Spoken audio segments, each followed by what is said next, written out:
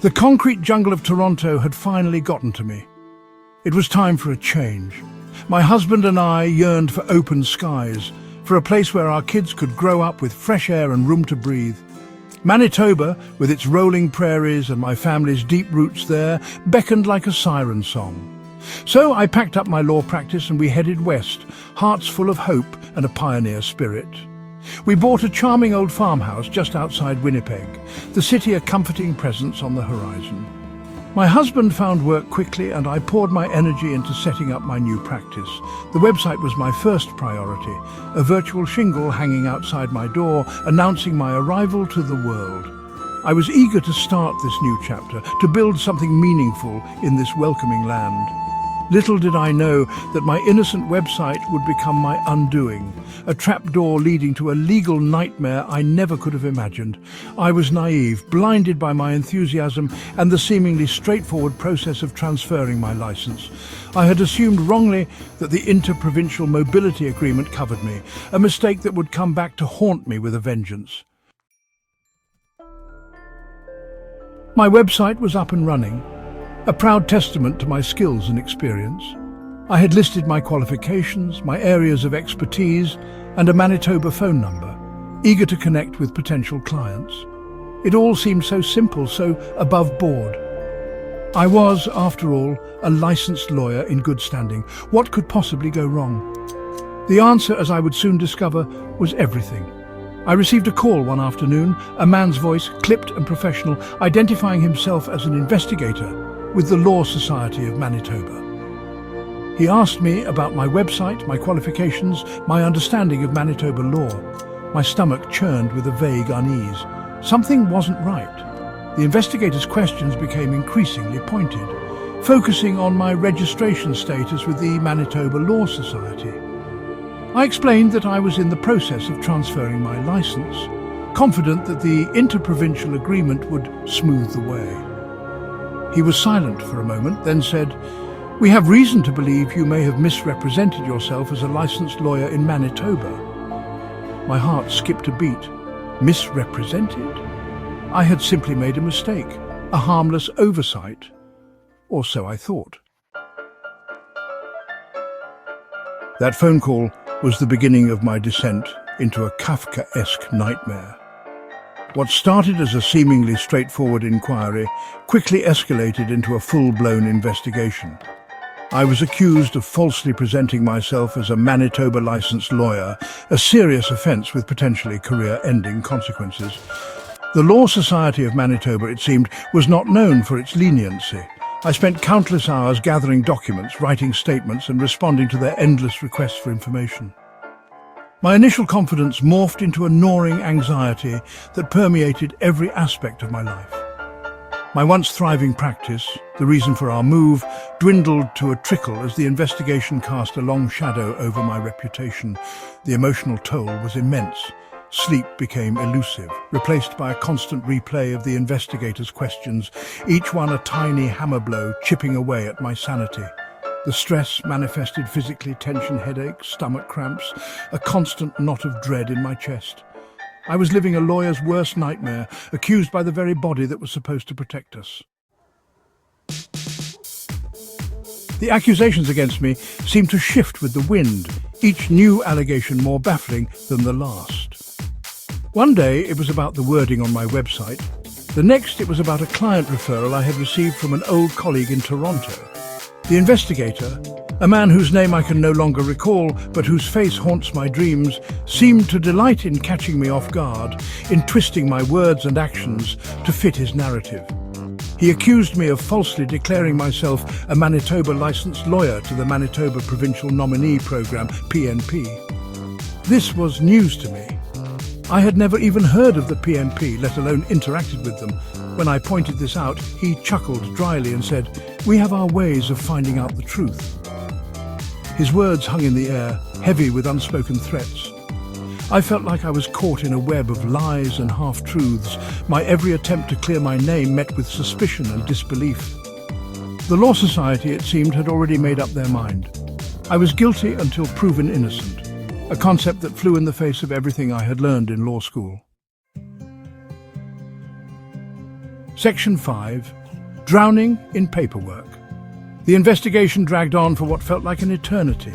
Days turned into weeks, weeks into months, and still the letters arrived, each one demanding more information, more explanations, more proof of my innocence. My life became a blur of legal documents, phone calls with my lawyer, a kind but increasingly exasperated woman named Sarah, and sleepless nights spent staring at the ceiling, replaying every interaction with the investigator, searching for some clue, some misstep that had led me to this point. I was drowning in a sea of paperwork, each document a reminder of the legal quagmire I was trapped in. The financial cost was staggering. My legal fees mounted with each passing day, eating away at our savings, forcing us to make sacrifices we never thought we'd have to make. The strain on my family was palpable. My husband, once my rock, was visibly weary, his patience wearing thin as the investigation consumed our lives. The laughter of my children, once a source of joy and escape, now felt like a distant memory, drowned out by the constant hum of anxiety that permeated our home. The relentless pressure of the investigation began to take its toll. I was physically and emotionally exhausted, my once sharp mind dulled by stress and lack of sleep. The walls of my home, once a sanctuary, felt like they were closing in, suffocating me. I was trapped in a legal purgatory, my life on hold as the Law Society continued its relentless pursuit. The investigator, sensing my vulnerability, turned up the pressure.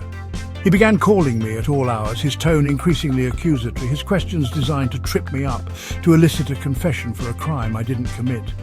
He hinted at witnesses, at damning evidence, at a conspiracy that I was somehow at the center of. It was all a carefully orchestrated performance designed to break me. And then came the lie, the one that shattered my last shred of faith in the system.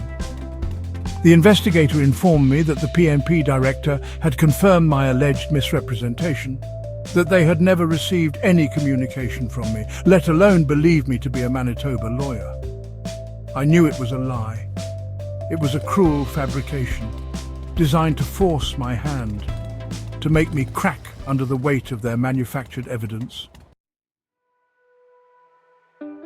I wanted to fight back, to expose the investigators' lies, to clear my name and reclaim my life, but the fight had been drained out of me. The endless investigations, the constant fear, the financial strain, it had all taken its toll. I was broken, a shadow of my former self. I told myself that I was doing it for my family, that I needed to protect them from further heartache and financial ruin. I told myself that it wasn't fair to them, to subject them to this ongoing nightmare. But the truth was I was afraid. Afraid of the Law Society, afraid of the investigator, afraid of the very system I'd once believed in. So, I made a deal with the devil. I agreed to cease practicing law in Manitoba, to effectively surrender my license in exchange for an end to the investigations. It was a bitter pill to swallow, a public admission of guilt for a crime I didn't commit. But it was the only way out. The only way to protect my family and salvage what was left of my life. The day I signed the agreement, a part of me died. The law had been my passion, my calling, and now it was gone, ripped away from me by a system that felt more interested in protecting its own than in seeking justice. I was lost, adrift in a sea of uncertainty, unsure of who I was or what I was supposed to do with my life. My once thriving legal career was reduced to a cautionary tale, a whisper in the corridors of the courthouse. I became a stay-at-home mum, a role I embraced with a mixture of love and resentment. I loved my children fiercely, but I couldn't shake the feeling that I had let them down, that I had sacrificed my dreams for a system that had chewed me up and spit me out. The road back to myself was long and arduous. There were days when the darkness threatened to consume me, when the injustice of it all felt like an unbearable weight. But slowly, with the unwavering love and support of my family, I began to heal. I started to piece together a new life, one that didn't revolve around the courtroom, but around the simple joys of family, friendship, and finding purpose in unexpected places. Looking back, I can see how naive I was, how blindly I trusted in a system that is far from perfect. My experience with the Law Society of Manitoba was a brutal awakening, a crash course in the dark side of the legal profession. It taught me that justice is often elusive, that the truth can be a slippery concept, and that even those sworn to uphold the law are capable of great injustice. I emerged from that experience a changed person. I am no longer the bright-eyed idealist who first set foot in a courtroom, but a more cautious, more jaded version of myself. The scars of that battle remain a constant reminder of the fragility of justice and the human capacity for both good and evil. But amidst the rubble of my shattered dreams, I also discovered a resilience I never knew I possessed. I learned that even in the face of adversity, even when the odds are stacked against us, we have the power to choose how we respond, to rise above the ashes and create a new and meaningful life. My story is a testament to the enduring strength of the human spirit, a reminder that even in the darkest of times, hope can still bloom.